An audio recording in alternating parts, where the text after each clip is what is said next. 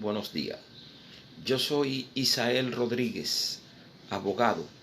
Suscríbete a mi canal y dale like.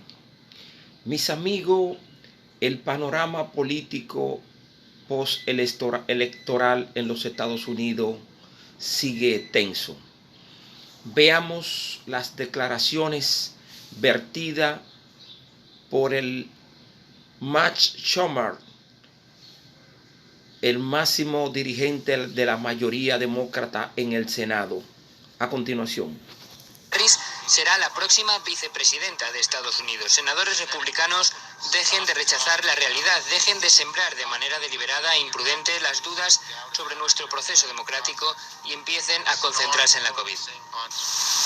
Es completamente surrealista en el sentido de que nunca antes hemos tenido esta situación, porque si bien uno puede comentar que en el año 2000, Al Gore versus Bush, fue una situación similar. Al Gore terminó aceptando los resultados, no peleó como podría haber seguido peleando por ahí, y así todo prefirió poner a la nación, a la patria, más allá de sus intereses personales y evitar así un problema constitucional aquí en Estados Unidos. El presidente obviamente quiere seguir peleando algo que hasta abogados que han peleado por el Partido Republicano esta clase de litigios aseguran que es muy improbable que el presidente pueda llegar porque no tiene evidencia de que hubo fraude y en los recuentos muy probablemente termine ganando Biden de cualquier forma. Así que es una cuestión sin precedentes y realmente desencanta a la gente que salió a votar en forma tan masiva. Desencanta a una gran parte, a la mayor parte del electorado, pero también energiza a su base. Yo creo que ahí está la segunda parte de la estrategia del presidente. Es irse de la Casa Blanca no como un perdedor, sino como un presidente dañado, un presidente al que se le ha robado la elección, y vuelve un poco sobre toda esta retórica que planteó el presidente a todos aquellos que se sentían desencantados con las propuestas que hubieron tanto por parte del Partido Demócrata en Obama como también de George Bush, las políticas neoliberales, aperturistas, y el presidente vino a gobernar con un antiglobalismo, con una América primera, cerrándose al mundo, y bueno, de vuelta, ¿no? Lo que en Estados Unidos en inglés es el grievance, el white grievance, o sea, la queja, ¿no? El daño, victimizarse. Y esto obviamente es en preparación, como hay varios indicios que el presidente podría volver a presentarse en 4 años, algo que también coincidente y consistente con la manera de violar y de crear nuevas reglas por parte del presidente sería una primera vez para la democracia estadounidense. Claro, obviamente algunos estados ya están casi listos para certificar sus elecciones, depende todo en los desafíos, si prosperan, si llegan a la Corte Suprema. Hay un desafío en Pensilvania que ya está en la Corte Suprema y que los supremos van a después a decidir qué hacen con ese litigio, pero más allá de eso, supongamos que Pensilvania no quede en la columna de Biden, Biden seguiría siendo el presidente electo. El tema aquí es cuándo el presidente decide conceder y cuándo la Administración General de Servicios, que es la oficina que básicamente autoriza los fondos para la transición, firma esa carta, la designada por Trump, firma esa carta y le da los fondos. Pero más allá de los fondos para poner oficinas, obviamente, y toda la infraestructura que necesita una transición, ¿cuándo empiezan a darle los briefings de seguridad nacional, o sea, los informes para mantener al tanto y a informar al presidente que está a punto de tomar decisiones a partir del 20, ¿no? Para que no llegue entre gallos y medianoche sin saber lo que está pasando en el mundo, ¿no? Eso es muy importante y esperemos que esto sea antes de diciembre. Si no es antes de diciembre, que al menos sea después de que el colegio electoral se sienta, que es el 14 de diciembre en términos de siguiendo las pautas constitucionales, ¿no?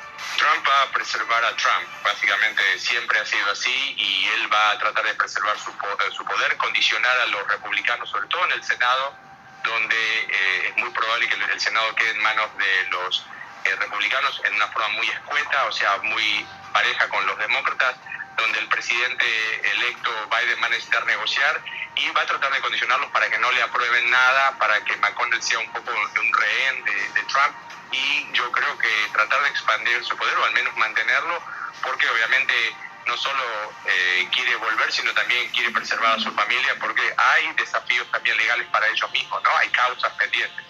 Sí, como tú lo acabas de mencionar, y yo creo que aquí hay un punto muy importante que mencionar. Sí, evidentemente Donald Trump no ha dejado de ser Donald Trump. Su personalidad es un componente que hay que tener en cuenta aquí. Es un hombre que no le gusta perder y esa ha sido su filosofía durante toda su vida.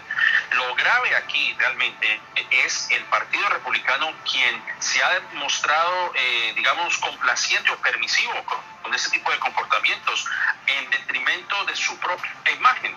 Porque si hay algo que podríamos decir aquí es, lo que ellos argumentan es que hubo de verdad un fraude, pues realmente fue un fraude mal hecho. Es más, hoy mismo algunas cadenas de televisión le dan el triunfo en Alaska y en Carolina del Norte a Donald Trump. Entonces, es triunfo cuando ganas, pero es fraude cuando vas perdiendo. Y ahí es, yo creo, uno de los puntos que vale la pena destacar. El hecho de que Mitch McConnell, de que Lindsey Graham, de que algunos republicanos sobresalientes, por decirlo de esta manera, le lleven digamos, no le lleven la contraria al presidente Trump, pues obviamente esto pone en entredicho la figura democrática de este país, pero la verdad se la va a tener que enfrentar Donald Trump más que, digamos, tarde que temprano. Y la fecha límite es el 8 de diciembre, cuando todos los estados de la Unión Americana entreguen sus certificados de elección, o sea que está corriendo contra el tiempo, pero también está corriendo contra la verdad, de que ya tiene que enfrentar la realidad de las cosas y que perdió las elecciones.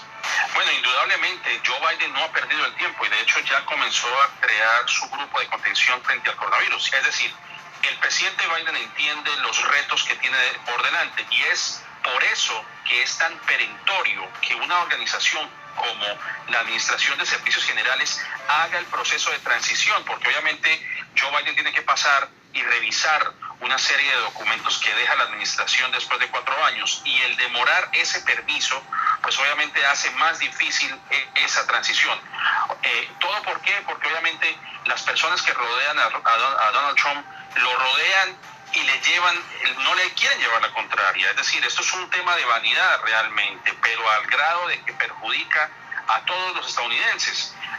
Pero el presidente electo pues no está perdiendo el tiempo y continúa en su proceso para, digamos, mejorar la economía, contener los efectos del coronavirus, pero lamentablemente en la situación en la que nos encontramos pues hace más difícil la tarea realmente, y eso es lo que yo creo que va a afectar de cierta manera a los republicanos. Es decir, el hecho de que prefieran jugar a la política y no reconocer los resultados pues tiene dos caras. Una, obviamente no quieren enardecer a 70 millones de votantes que eligieron a Donald Trump, pero hay otra parte que también votó de manera apabullante a Joe Biden, y eso habla también de la división que se encuentra en ese país. Pero indudablemente yo creo que a pesar de que Joe Biden continúa en su tarea como presidente electo, pues este tipo de rencillas lo que hace es perjudicar al grueso de la población estadounidense. Bueno, de hecho se está hablando de una marcha hacia Washington de estas personas que creen que se les está robando la elección de Donald Trump. Pero fíjate tú, Carmen, tú acabas de mencionar un punto muy importante, y es la división, la polarización que existe en este país. Indudablemente ha habido polarización, pero tenemos que analizarlo también desde un punto de grupos étnicos y de grupos raciales. ¿De dónde viene esta división? Pues de parte de las minorías no viene realmente. 60% de los hispanos votaron a favor de Biden, y ni hablar de los nativoamericanos. Por ejemplo, la nación Navajo en Arizona le dio el triunfo a Biden en ese estado con un bloque de votantes del 97%. 97% de ellos votaron en contra. 97% y votaron en contra de Donald Trump. Lo que es, sí, la división realmente la vemos es en los votantes blancos. Ahí es donde existe una gran división, y la división la podemos ubicar entre personas que viven en los grupos urbanos y suburbanos y en el campo. La división está, como lo hemos visto, en las ciudades y en los campos, en la parte rural donde todavía existe una base republicana bastante fuerte, y donde hay una base demócrata en las ciudades, como lo vimos por ejemplo en Pensilvania, donde la mayoría de los votos que llegaban de Filadelfia, de Pittsburgh, de Erie, estas ciudades pues obviamente votaron a favor de Joe Biden, y ahí es donde está la división. Y cierro con esto, yo creo que los demócratas van a tener que prestar mucha atención a lo que ocurre en el año 2024, porque esto no se va a quedar así. Obviamente los republicanos van a pelear en contra del voto por correo, van a poner infinidad de trabas para que muchos votantes, los cuales históricamente se les ha privado de sus derechos para votar, pues van a enfrentar nuevos obstáculos de aquí al 2024, donde posiblemente Donald Trump se vuelva a lanzar. Eso todavía está por verse, pero indudablemente lo que estamos viendo este año podría tener repercusiones graves, no solamente en el 2024, sino también en el 2022, cuando tengamos elecciones de medio término. Bien, ahí tenían los análisis de Hernán Molina y Robert Valencia, muy importante. Pero a ver, ahora lo que quiero que me comenten, queridos amigos.